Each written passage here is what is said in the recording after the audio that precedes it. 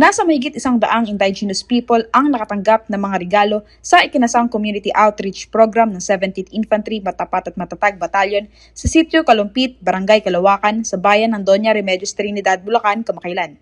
Pinangunahan ang nasabing aktibidad ng Charlie Company 70IB sa pamumuno ni Captain Desmond Castillo, katuwang Mission and Action Group sa pangunguna naman ni Romy Manabat, ang kanilang team leader. Nabahagian ng mga benepisyaryo ng mga food packs at samut-saring mga damit. Bukod pa rito, nagkaroon rin ng feeding program at pagpapamahagi ng laruan para sa mga kabataan sa lokal na komunidad.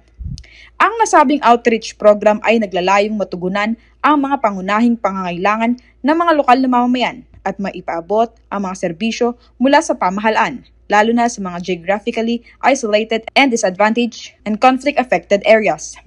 Lubos ang pasasalamat ng mga mamamayan sa mga regalong hatid ng kasundulahan ng 70IB at ng Mission and Action Group na malaki ang maitutulong sa kanilang pang-araw-araw na pamumuhay. Patuloy ang Matapat at Matatag Battalion sa pakikipag-ugnayan sa iba't ibang ahensya at organisasyon upang mas maipaabot ang mga serbisyo ng pamahalaan sa mga lokal na mamamayan sa kanilang lugar na nasasakupan. Mula dito sa Bulacan, ako si Crizel Fontanoza, ang inyong kaugnay.